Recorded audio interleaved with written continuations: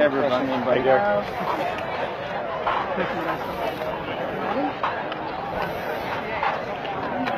are you? Congratulations. So I guess the biggest question is, tell us what this means to you. What's like being here today?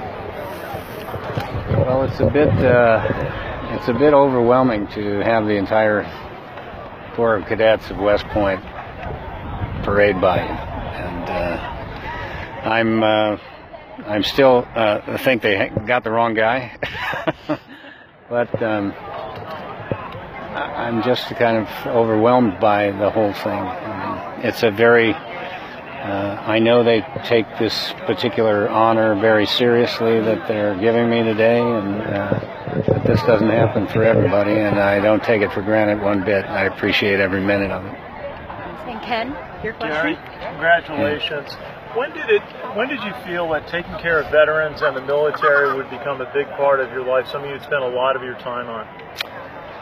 Well, I had been involved going back into the late 70s and early 80s and into the 90s when I played the wounded soldier in the film. But it was really after September 11th when we were attacked and we started deploying to Afghanistan and Iraq, and our troops started getting hurt, and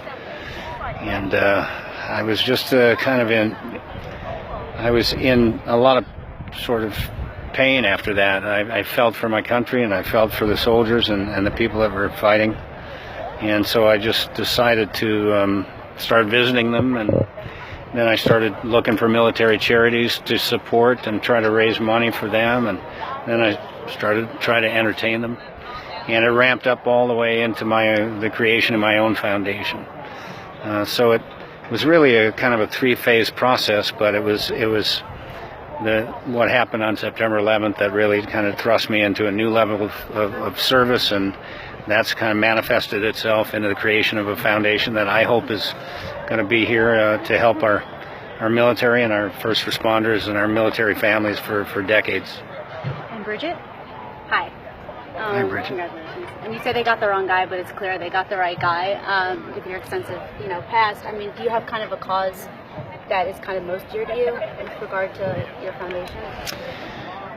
Well, back in 1994, when I played the wounded soldier in Forrest Gump, that I was introduced to our wounded, and I really hadn't spent any time with our wounded. A little bit of our Vietnam veterans going back to the 80s, but it was really the Disabled American Veterans Organization that reached out to me at that time, and that I started supporting and then engaging with a lot of our wounded. And then after September 11th, when we had this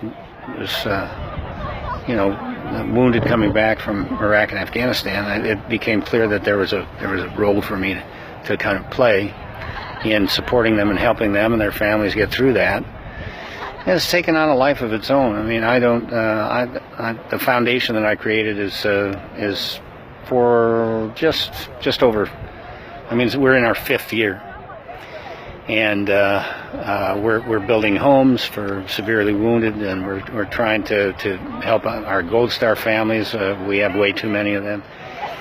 And it's just like a snowball, because we've been at war for 14 years, and we're not necessarily on the front pages all the time for that, but yet our military folks, who I stay in contact with all the time, they're in it, they're living it every single day, and things are happening to them, and they need to know that they're supported. We all benefit from what they do for us, so providing a service is just a way that I can give a little something back. And Keith? Congratulations. Yes, sir. I know it's rather soon, but can you reflect on your day here, your interactions with cadets, things you might have seen on your tour with the superintendent and such, and how has it touched you, and how will it influence your work going forward? This isn't my first time here at West Point. I've been here a few times before. I played a concert here back in 2009, and then we dedicated a suite to my brother-in-law at the Thayer Hotel. My brother-in-law served. He was a class of '66. And he served here as a TAC officer and taught here, Vietnam veteran. I was able to kind of, we created that suite, so I'm staying in it. So that's kind of good. But then they took me around a little bit today, and there's so much history here that you could spend a lot of time. But the crown jewel is our cadets. You know, I mean the history that is there to support them and that they carry on with them throughout their lives is so impressive. And this is a magnificent place that I wish every American could see what I get to see in the military, what I get to see at a place like West Point, Annapolis, the academies, the type of students that are enrolled there, and what we have coming up, and to take care of our nation is it's comforting to know. And the last question is from Paul, so this will finish it up. Hello, Mr. Sinise. As a dedicated veterans advocate, what's your position of the U.S. in the Middle East specifically? Do you think we need to increase our position, or should we pull out? Well, that's a question for others, I think. What I want to do is, no matter where our military goes, and if they're going to be sent back to the Middle East, we still obviously have a lot of soldiers and service members in Afghanistan. Wherever they go, whatever they do, no matter who's in the White House making the decisions on where they go, I want to be there for them and do whatever I can. It doesn't matter to me. I'm not going to, there's nothing I can do about changing the battle, but I can do something to back them up, and that's what I'm going to do. Thank you. Thank you. Thank you, Gary. It's my pleasure. All right, so I'm surrounded by Trump. Gary, on behalf of everyone at the American Legion, congratulations. Thanks so much. I appreciate it.